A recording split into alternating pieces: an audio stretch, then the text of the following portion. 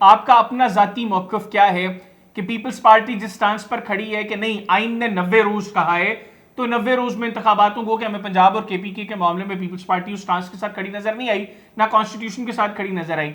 लेकिन इस मामले में जब अब तो चले चारों सूबों में भी केयर टेकर सेटअप है, वफाक में भी केयर टेकर सेटअप है, तो अब अगर 90 रोज से मामला एक्सीड होता है, आपकी जाती राय क्या है ज्ञानचंद साहब? क्या उसमें कोई भी रीजनिंग हो, मतलब whatever the reason are, acceptable होनी चाहिए?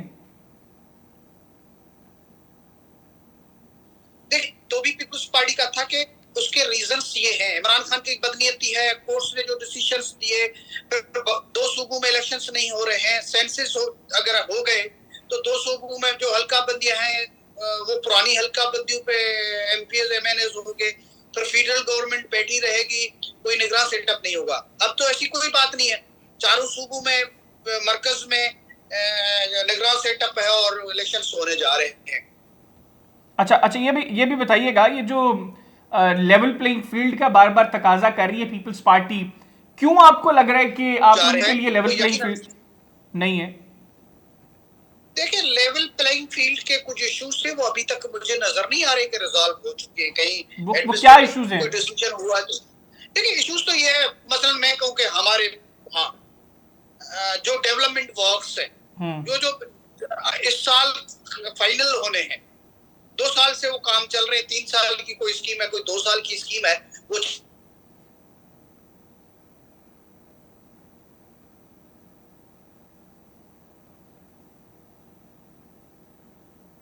दूसरी तरफ ये बात है कि अभी भी वो फंड्स रिलीज नहीं हो रहे हैं।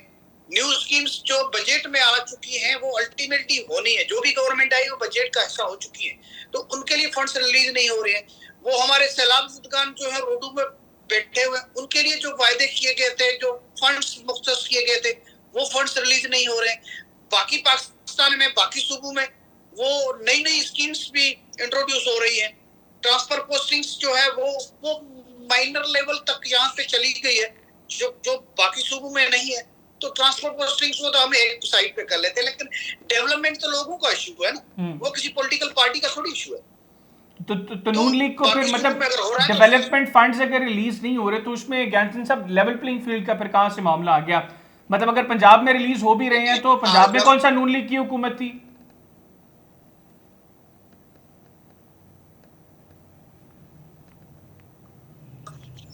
के फंड्स जो हैं किसी के डेवलपमेंट स्कीम्स को रुला दें और किसी को स्कीम्स चलती रहे। ये स्कीम्स तो तकरीबन तो ये सामने आ रहा है ना कि जैसे फेडरल गवर्नमेंट थी, लीडर ऑफ अपोजिशन और लीडर ऑफ हाउस जो है वो दोनों अब तो नून लीग के हो चुके। तो ये तासुर तो जाता है ना कि भाई इन्होंने मिली भगत हुई है, हमने तो फुली अख्तियार दे दिया था। नहीं,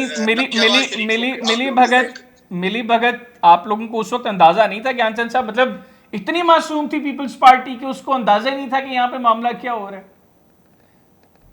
देखिए, जो मामला तय हुए थे उसमें ये कि मिल बैठकर सब चीजों को आगे चलाएंगे, सबके लिए इक्वल जो है, जिसका जितना स्टेक है वो उस हिसाब से वहां पे बैठेगा। लेकिन यहाँ तो फेयर एंड फ्री इलेक्शंस करनी है। नहीं, कहां पर बैठेगा? कहां पे? केयर टेकर सेटअप में बैठेगा, जिसके जितने स्टेक्स हैं उसकी उतनी रिप्रेजेंटेशन होगी।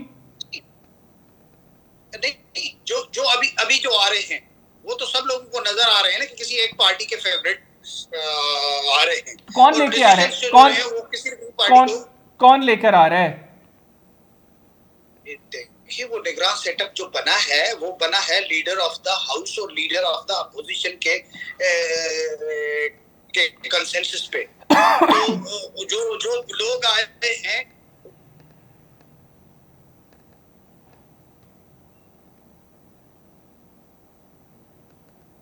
ज्ञानचंद साहब को फॉलो जी जी। अच्छा, आप समझते हैं कि मुस्लिम लीग नवाज की रिप्रेजेंटेशन हो रही है? यानी जो कुछ नाम सामने आ रहे हैं, अभी फवाद हसन फवाद साहब काबीना का हिस्सा बने हैं, उससे पहले आहद चीमा साहब काबीना का हिस्सा हैं, तो आप समझते हैं कि समहाउ नून लीग का ख्याल रखा जा रहा है केटी के सेटअप में? This is what your point is?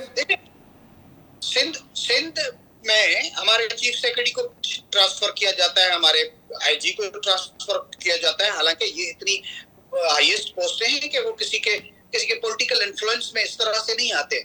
लेकिन सिंध में क्योंकि पीपल्स पार्टी के दौर के लगे हुए थे, उनको फौरी तौर पे जैसे ही निगरान सेटअप आया तो उनको फारिग किया गया, जबकि वहां पे तो जो पुराने उनके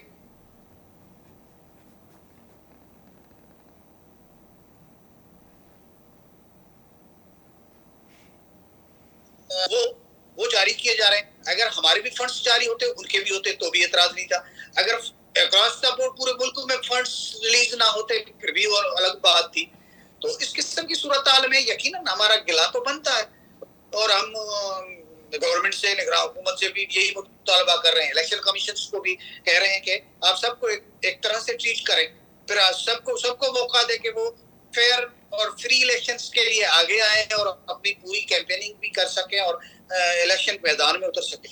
अच्छा ज्ञानचंद साहब, ये बताइएगा, अभी हमने देखा कि साबिक वज़ीर आज़म शहबाज शरीफ साहब वज़ारत उज़्मा के ओहदे से फारिग होने के बाद फौरी तौर पर लंदन रवाना हुए।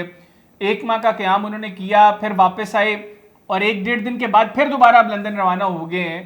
तो आप क्या समझते हैं, ये 1-1.5 दिन के क़याम के अंदर क्या शहबाज शरीफ साहब करने आए थे पाकिस्तान में, आपके ख्याल में? मतलब आपकी पॉलिटिकल इनसाइट क्या है इस हवाले से? देखिए, हम समझते हैं कि वो उनका अपना लीडरशिप का इशू है कि वो आपस में क्या बात कर रहे हैं, किस किस्म की मामलात हैं जिसको डिस्कस करने के लिए उनको पर्सनली 2 दिन पाकिस्तान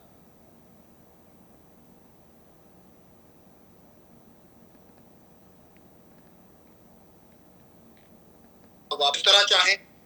उनके पार्टी के इंटरनल इश्यूज में हम क्यों पड़े? वो जिस तरह से जाएं, जिस तरह से कंसल्टेशन करें, वो पाकिस्तान में रहकर पॉलिटिक्स करें, लंदन में बैठकर पॉलिटिक्स करें, वो आए ना आए, हम तो वेलकम करेंगे। नवाज शरीफ साहब को एक मेजर पॉलिटिकल पार्टी के लीडर है, उनका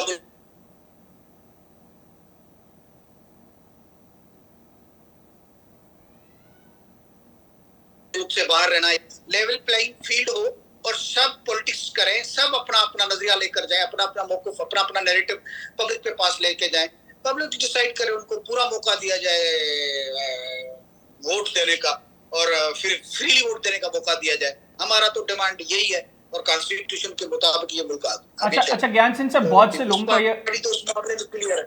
नवाज शरीफ साहब ने जो एक स्टेटमेंट दी लंदन में बैठ के, उन्होंने कहा जी कि मैं पाकिस्तान आकर एहतसाब करूंगा जनरल कमर जावेद बाजवा का, जनरल फैज़ हमीद का, 5 जजों का। उन्होंने एहतसाब की बात की कि मैं आकर इनका एहतसाब करूंगा। आप समझते हैं कि मुल्क जिन हालात से गुजर रहा है, ऐसे में हम पर्सनल लेवल पर जाकर इस तरह की स्टेचर पे, इस तरह के लोगों के हवाले से इस तरह के स्टेटमेंट्स दें, जब ऑलरेडी हम इस स्टेज पर खड़े हैं जहां पर नफरतें उरूज पर हैं, जहां पर एक दूसरे की शक्लें देखने को हम जो है वो तैयार नहीं है? तो मियां साहब की इन स्टेटमेंट्स को आप ऐसे में कैसे देख रहे हैं? देखिए, एहसास तो यकीनन सबका होना चाहिए, इसमें कोई शक की गुंजाइश नहीं है, लेकिन उसमें कोर्ट्स भी आजाद हो, गवर्नमेंट्स का उसमें इन्फ्लुएंस हो। फिर हम अभी इलेक्शंस में जा रहे हैं, नून लीग को भी अपना कोई नैरेटिव तो बनाना है ना कि आगे अगले इलेक्शंस में वो कैसे जाएंगे। नवाज शरीफ को क्यों बाहर निकाला गया, उसके पीछे कौन सी कहानी है? अगर उनका एहसाब नहीं भी कर सके तो भी उनको एक्सपोज तो वो करेंगे, अदरवाइज तो लोगों के पास लेकर जाने के लिए नून लीग के पास क्या बचेगा? आपके पास क्या होगा? पॉलिटिकल स्टेटमेंट से आपके पास क्या होगा? आगे चलकर पॉलिटिकल लोगों को साथ बैठकर आगे बढ़ना चाहिए। तो ज्ञानचंद साहब, इन केस नून लीग के पास इसके अलावा कुछ नहीं होगा, तो फिर पीपल्स पार्टी के पास क्या होगा? आई मीन, आप लोग भी तो उसी तरह गवर्नमेंट में रहे और जो कुछ हुआ, अच्छा हुआ या बुरा हुआ, तो वो अकेली नून लीग ने तो नहीं किया ना, वो तो फिर तमाम पॉलिटिकल पार्टीज उसका हिस्सा थी।